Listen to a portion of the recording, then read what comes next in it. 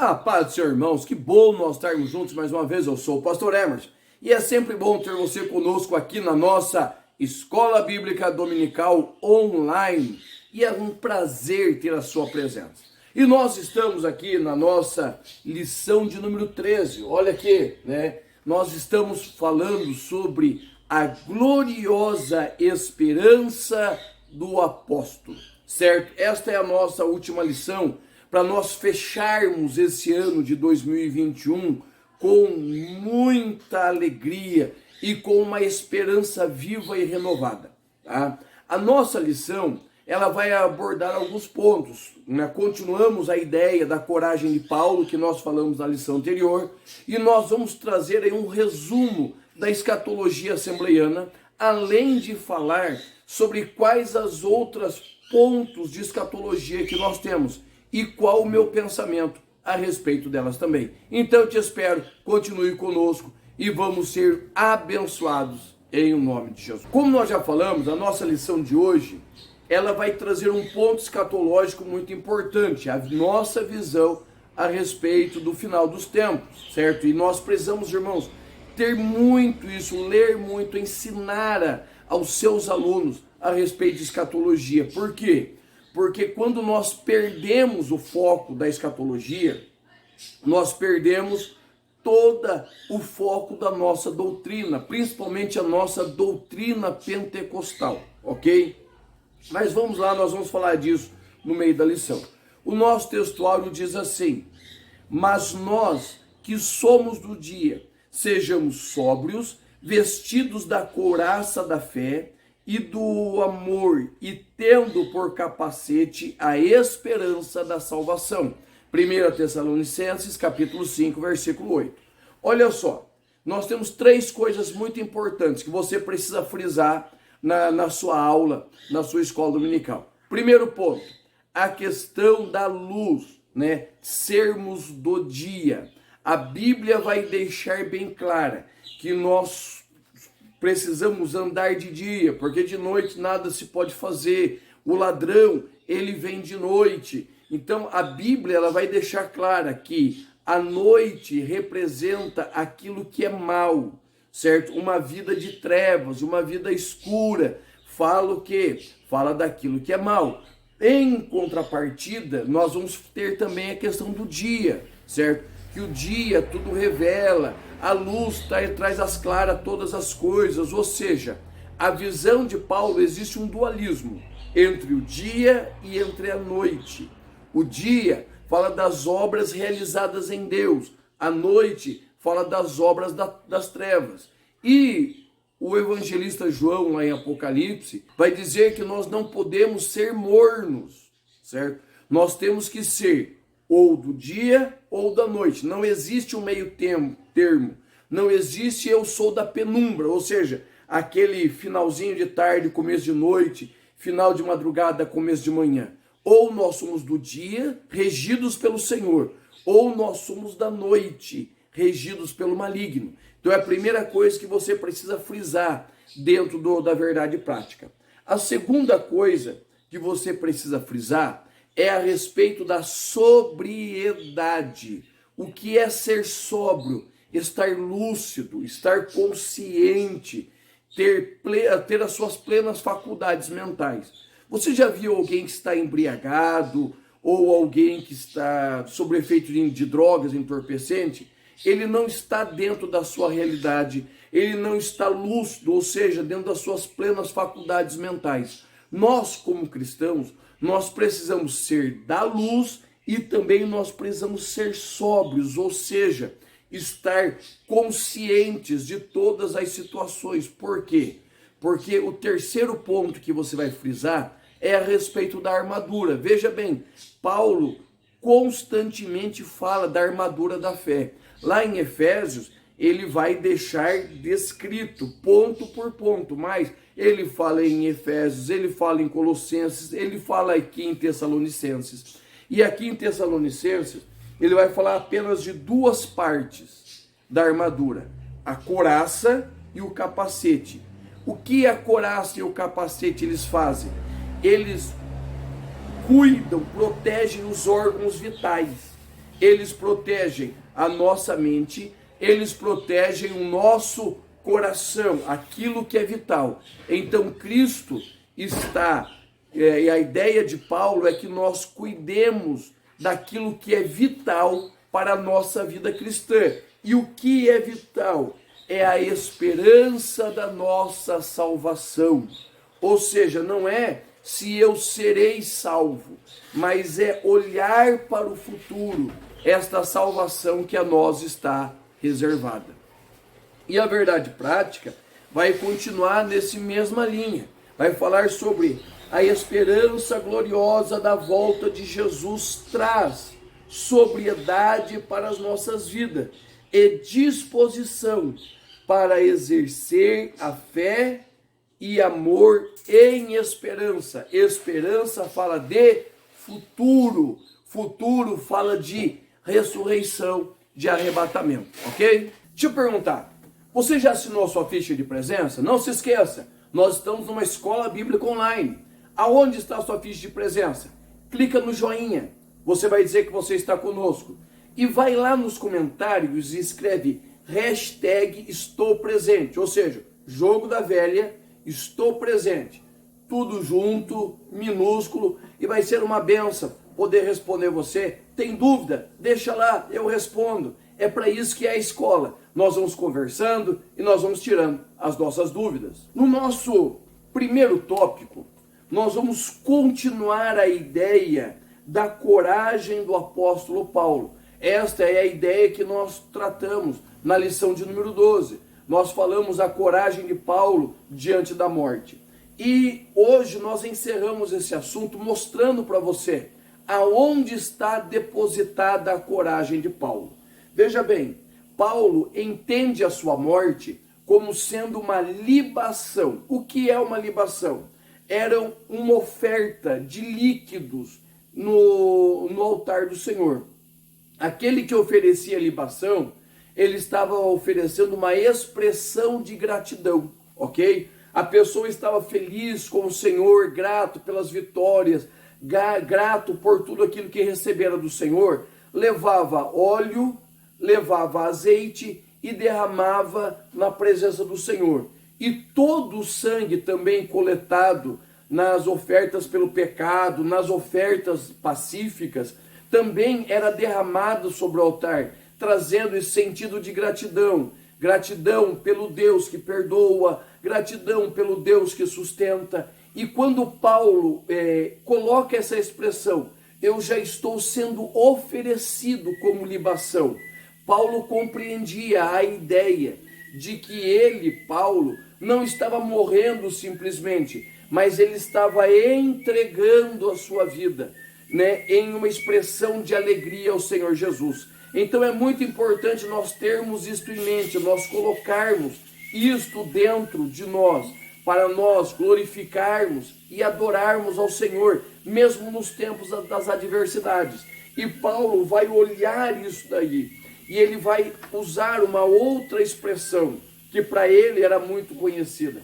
Quando ele fala combati o bom combate, ele não está falando simplesmente de entregar a sua vida, mas ele está falando do que ele via ali nos coliseus romanos, aonde gladiadores se enfrentavam, entregavam as suas vidas com o intuito de obter a liberdade. O gladiador, ele não lutava simplesmente por lutar, ele lutava por um prêmio. Se ele era escravo, ele lutava pela sua liberdade. Se ele era livre, ele lutava por quê? Por isenção de impostos, por reconhecimento, por dinheiro.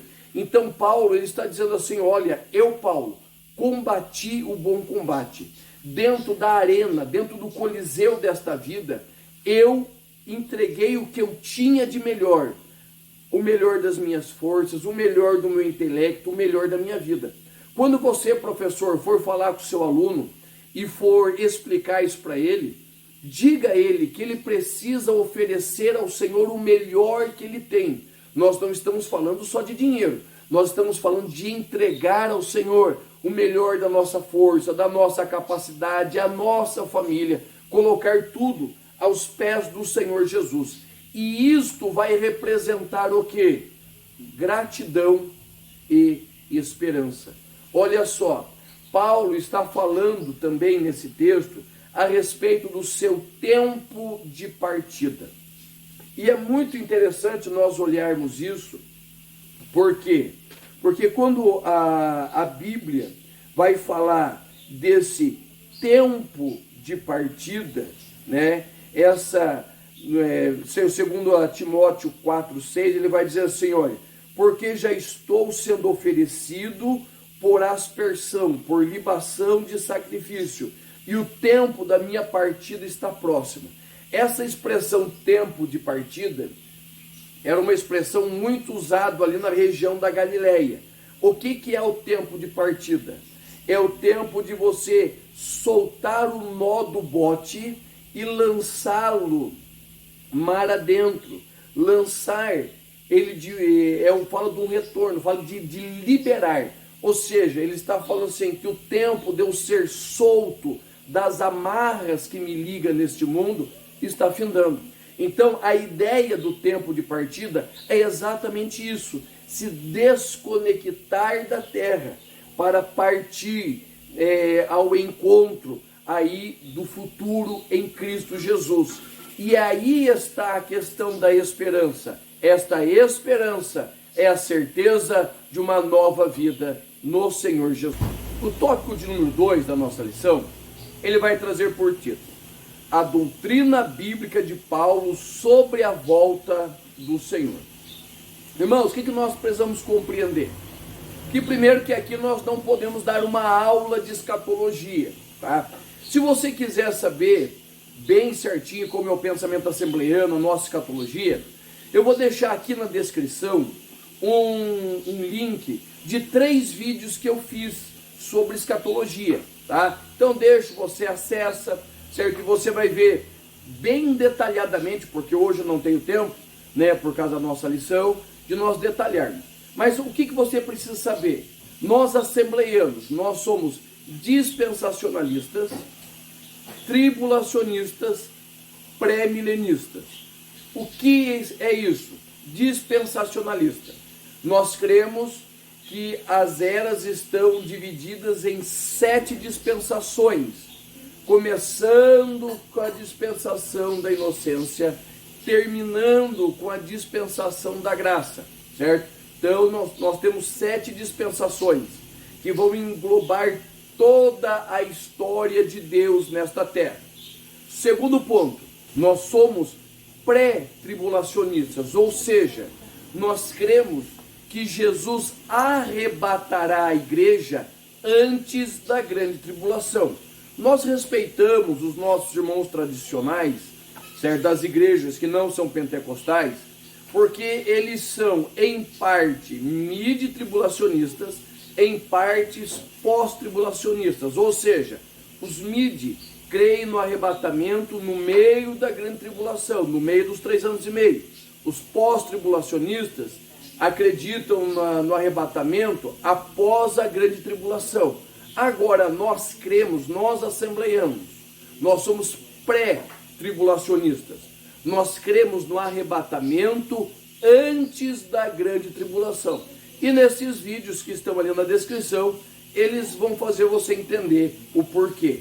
E nós somos pré-milenistas, ou seja, nós cremos que Jesus voltará para restaurar Israel, certo? Como reino aqui na terra, antes do milênio.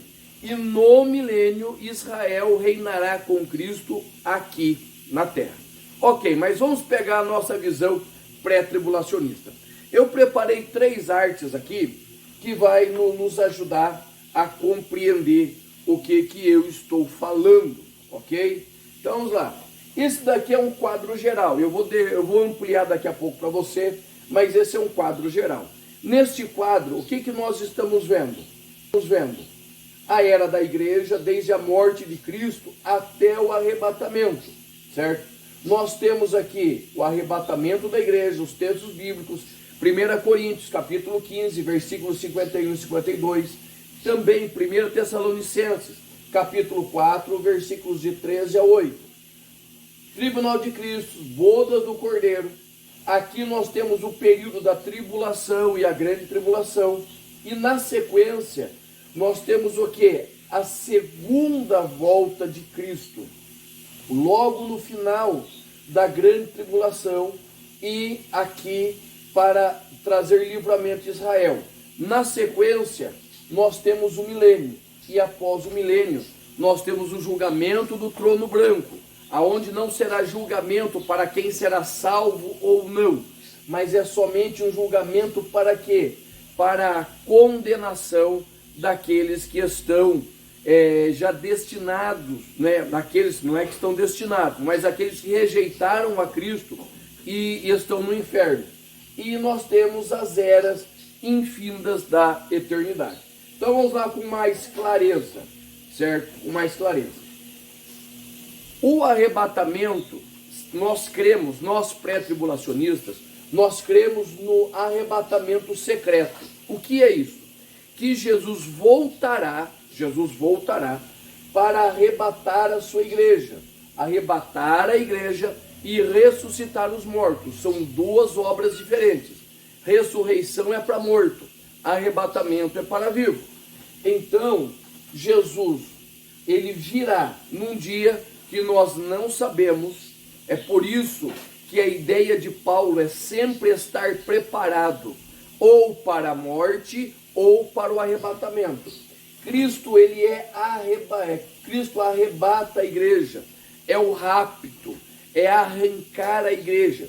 1 Coríntios, capítulo 15, versículos 51 e 52, 1 Tessalonicenses, capítulo de número 4, versículos de 13 a 18.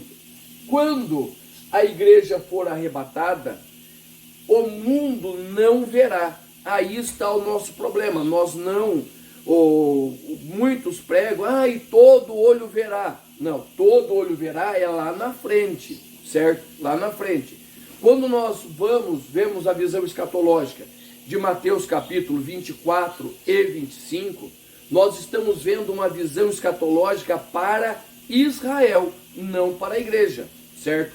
A igreja, ela será arrebatada, então ela não passará pela grande tribulação. Olha aqui, no período da grande tribulação, que é esse período entre o arrebatamento e o retorno de Cristo, nós vamos ter o quê?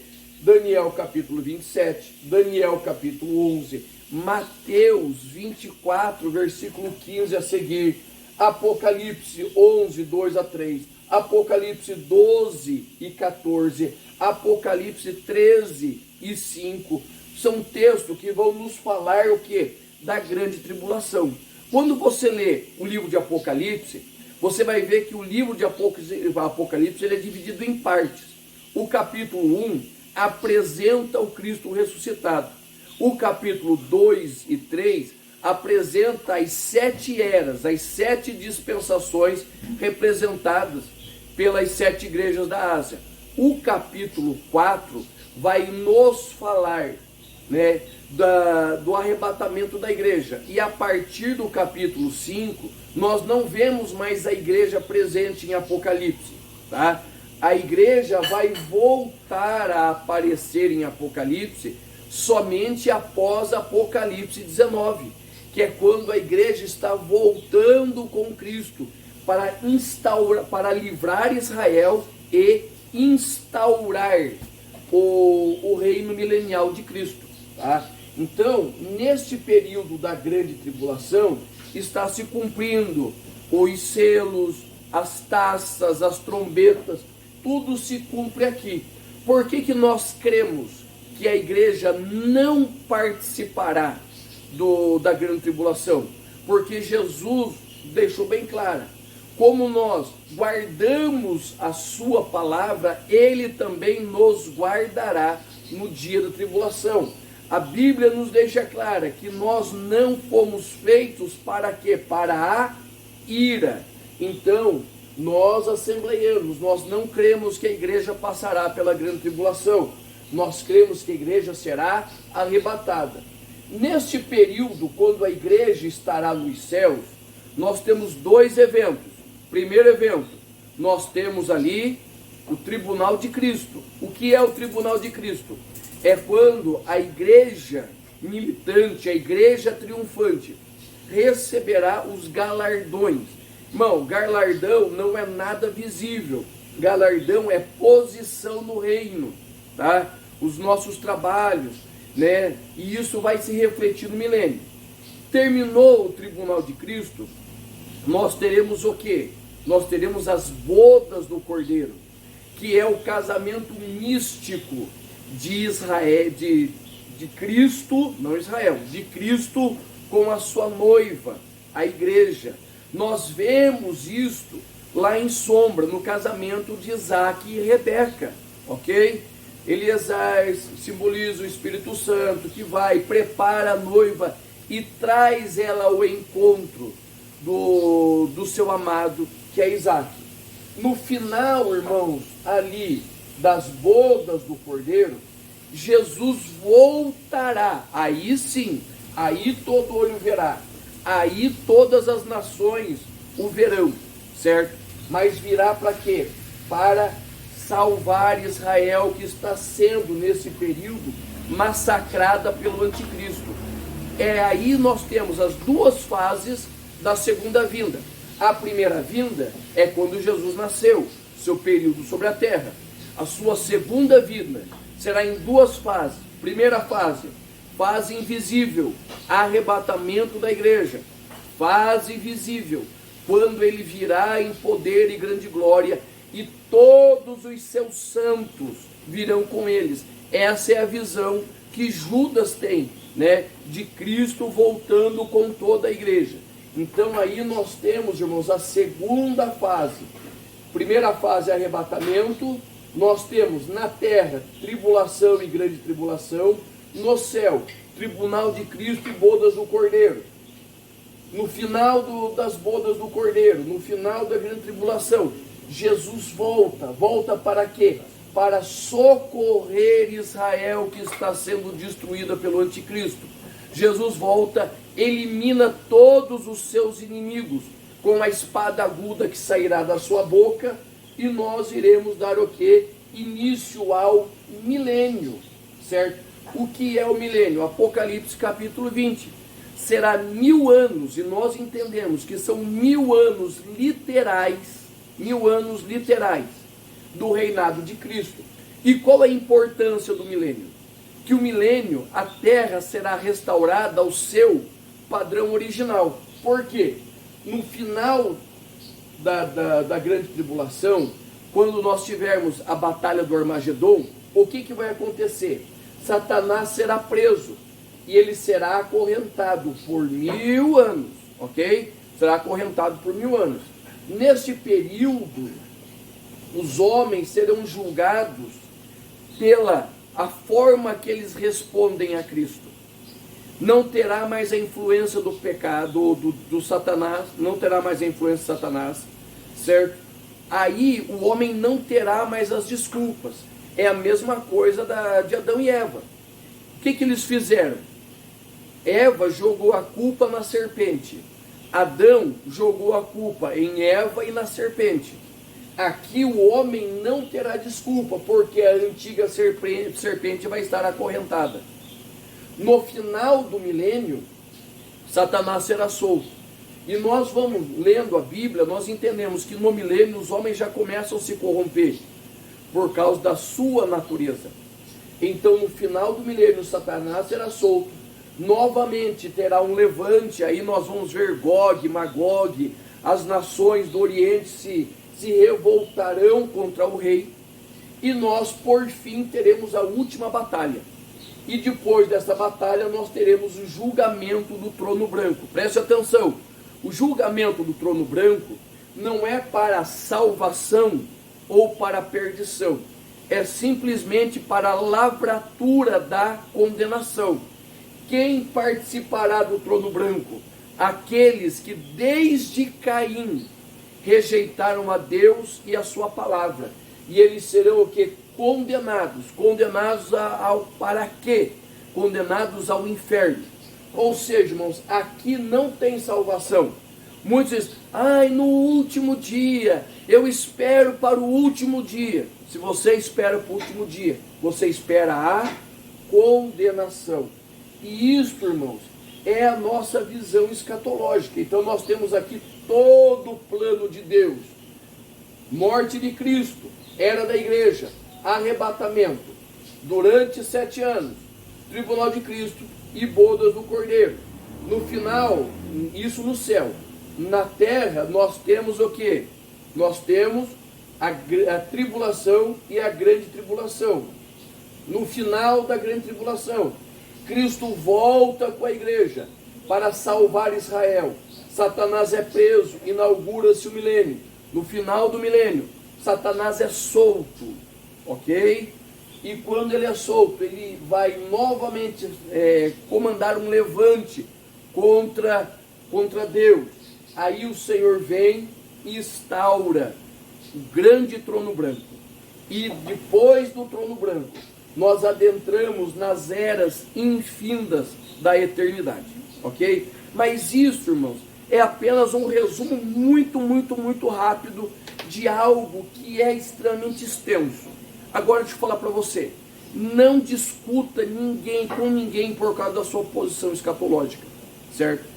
Se eles creem no midi-tribulacionismo, no pós-tribulacionismo, é uma questão deles. Eu, Emerson, eu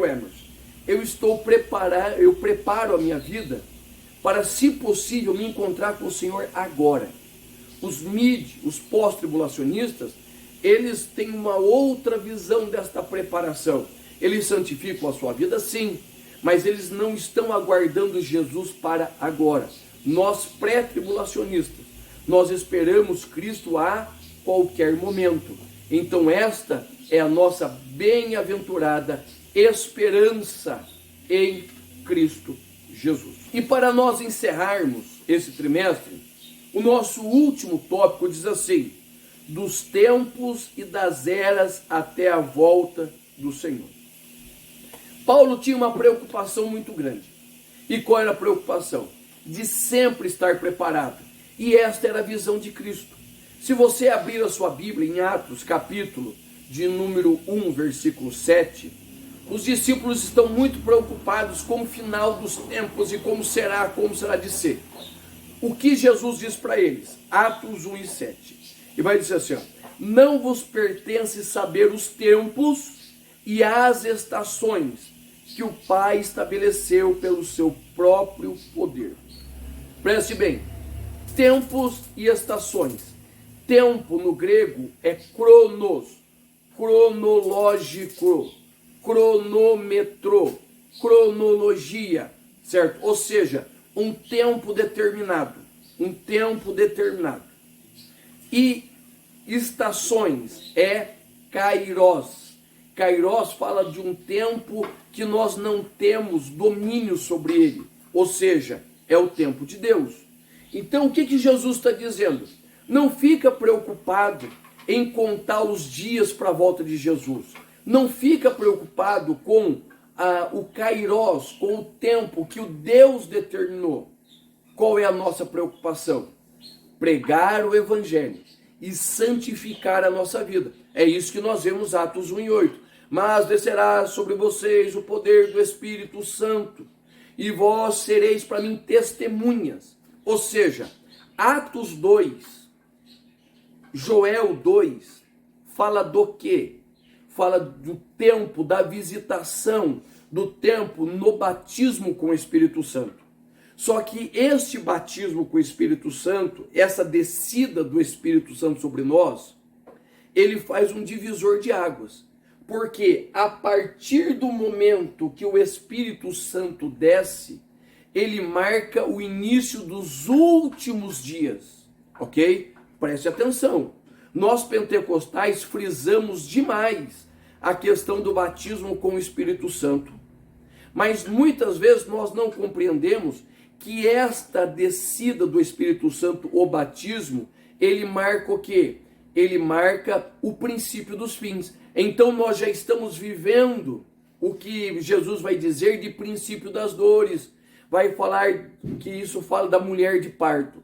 Então, irmãos, tempos e estações, fala de tempo de Deus, preparação de Deus. E é isso que nós precisamos entender, que o Espírito Santo, ele proporciona para mim e para você um tempo determinado para nós fazermos a obra do Senhor, santificarmos a nossa vida, tá? E é isso que os anjos vão dizer para os apóstolos em Atos 1 e 11. Eles recebem a promessa, eles veem Jesus sendo assunto, e eles ficam lá parados. Eles não entenderam Atos 1 e 7. Eles estão parados olhando para cima. E o Senhor Jesus envia dois varões, dois anjos, que senta perto dele, eles não vê chegar, e pergunta, viu, o que vocês estão fazendo? Olhando para cima. O mesmo Senhor que vocês viu subir, ele vai voltar. Então, nesse tempo, o que nos compete? Pregar o Evangelho. Tá certo?